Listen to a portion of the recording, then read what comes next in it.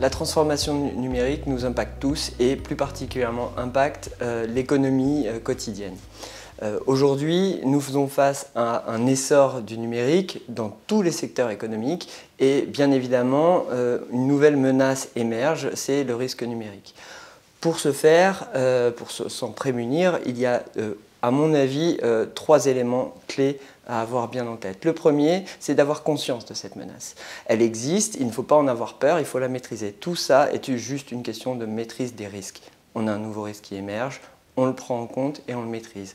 Deuxième solution, pour se prémunir des enjeux, dont je parlerai dans un petit instant, se protéger technologiquement. C'est-à-dire que chacun, dans notre métier aujourd'hui, nous intégrons des outils numériques. Le numérique pour mémoire, c'est le croisement de l'informatique et des usages.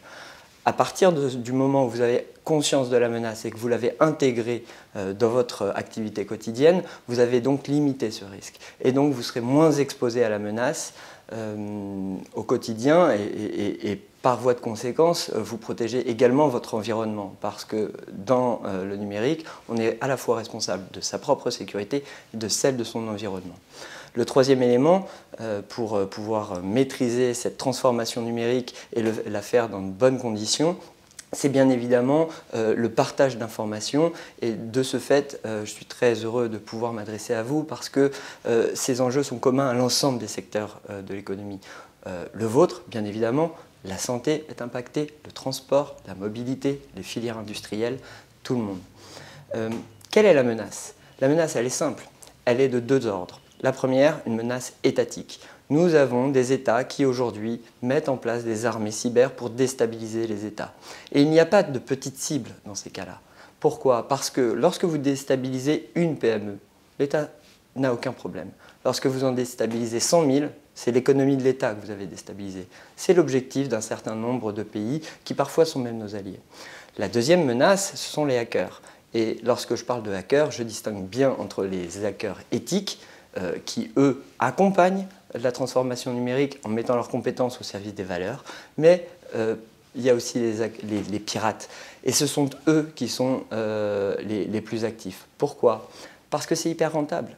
Je vous envoie un mail, je vous envoie une pièce jointe, vous cliquez dessus parce que j'ai vu sur votre profil LinkedIn que vous pourriez être intéressé par le sujet que je vous propose. Vous cliquez dessus, CryptoLocker, ça bloque toutes vos datas et je vous demande 2 millions pour vous les rendre. Vous avez 15 jours pour me répondre. C'est ça. Si vous avez intégré la menace, si vous l'avez limitée et si ensuite vous êtes assuré, ça devrait bien se passer. La question clé, c'est la résilience. Comment je poursuis mon activité lorsque je suis attaqué. Et ça, il n'y a qu'une seule manière de le faire, c'est prévenir le risque. Cette double menace arrive en même temps et souvent, ce sont les mêmes qui travaillent pour l'un ou pour l'autre.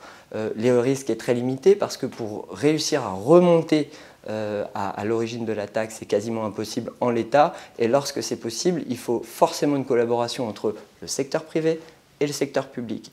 Et donc ça bouleverse la culture de la relation entre l'État et les entreprises.